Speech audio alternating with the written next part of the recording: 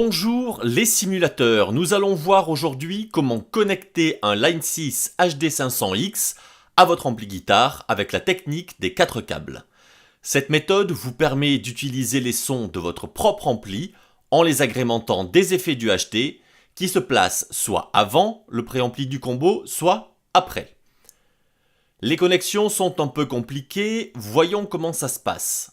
Le premier câble ira de la sortie SIND de la boucle d'effet du Line 6 vers l'entrée guitare de l'ampli.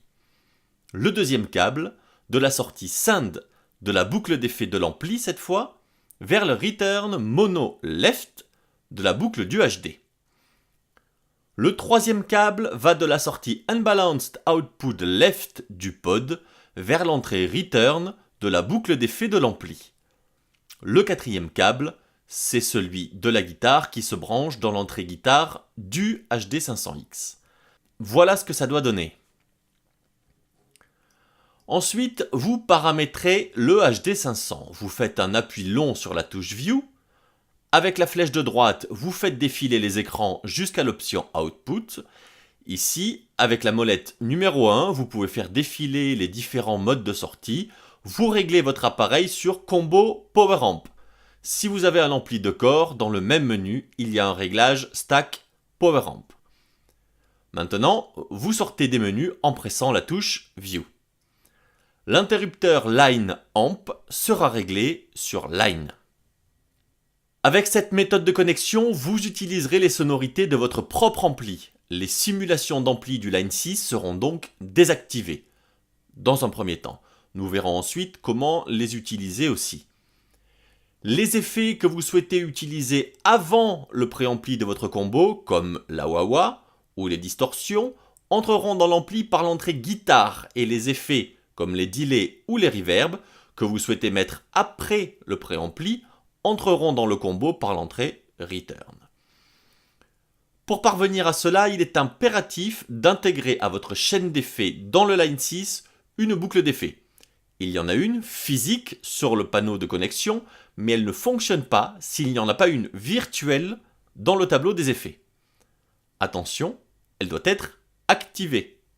Vous placez les effets qui doivent entrer dans le préampli avant la boucle d'effets virtuelle et ceux qui doivent entrer dans la boucle de votre ampli après. Ne montez pas les volumes trop fort tout de suite, il y a de nombreux réglages à effectuer avant de jouer sans risquer de péter un carreau. Si vous avez un réglage de boucle d'effet sur le combo, mettez-le à la moitié dans un premier temps. Pour le master du HD, montez-le doucement aussi. Ensuite, mettez un peu de volume dans l'ampli et voyez si les sonorités vous conviennent, s'il n'y a pas de buzz, etc. Sinon, vous pouvez aussi régler les niveaux de la boucle d'effet dans le Line 6. Équilibrez les différents niveaux d'effet et de volume selon ce que vous recherchez et votre matériel. Je ne donne pas de réglage précis, là ça va dépendre de ce que vous avez chez vous. Moi par exemple, j'ai dû baisser un peu le niveau de SIND de la boucle dans le pod. Voici le trajet du signal sonore. Il sort de la guitare pour entrer dans le HD500X.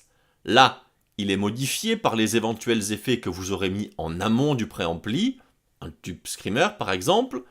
Ensuite, il sort du pod par le SIND de la boucle d'effet pour entrer dans le préampli de votre combo. C'est ici que le son est créé grâce aux gains et aux équaliseurs. Il varie selon que vous enclenchiez le canal clair ou le canal saturé de l'ampli. Ensuite, le signal ressort de l'ampli et retourne dans le pod pour être mouillé par les effets de modulation que vous aurez activés, par exemple un delay. Ensuite, il retourne dans votre combo pour être amplifié tel quel et ressort par le haut-parleur. Voyons ce que ça donne en pratique. Voici le son clair de mon ampli.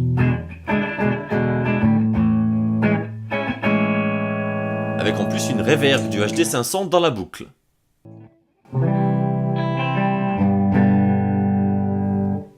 Et le son saturé.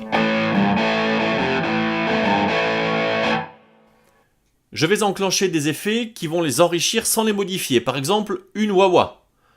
Avec le son clair.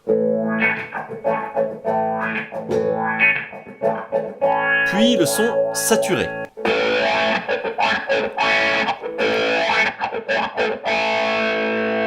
Ou un tube screamer qui sature le son clair de l'ampli.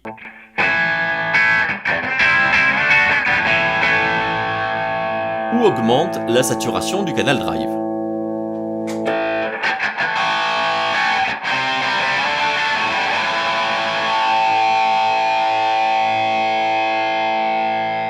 On a aussi à disposition des effets de modulation qui affecteront les sons du préampli en aval de celui-ci.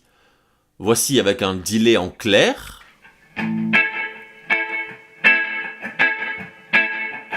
et en saturé.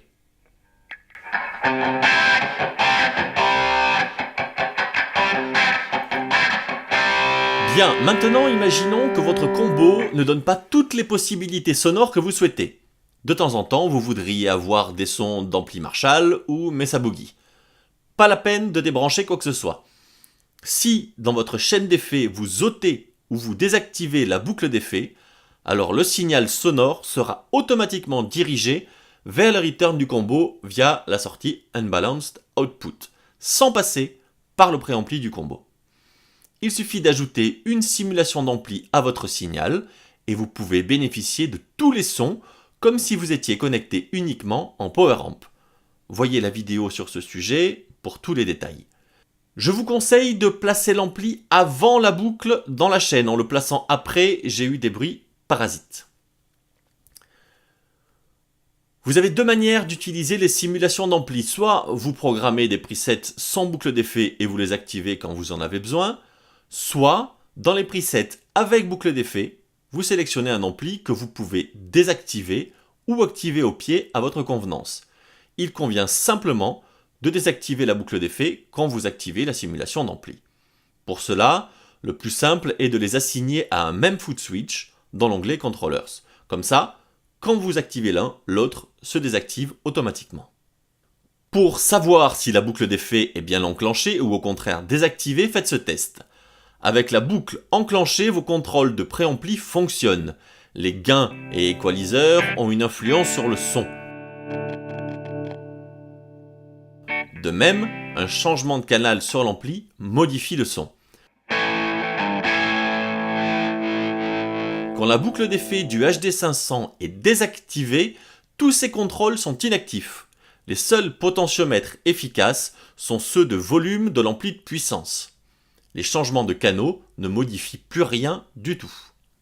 C'est tout pour aujourd'hui, j'espère que cette vidéo vous a été utile. Vous savez maintenant comment connecter votre Line 6 HD500X de toutes les manières possibles. Je vous retrouve bientôt pour d'autres vidéos sur le fonctionnement du pod. A bientôt sur Le Point Guitare.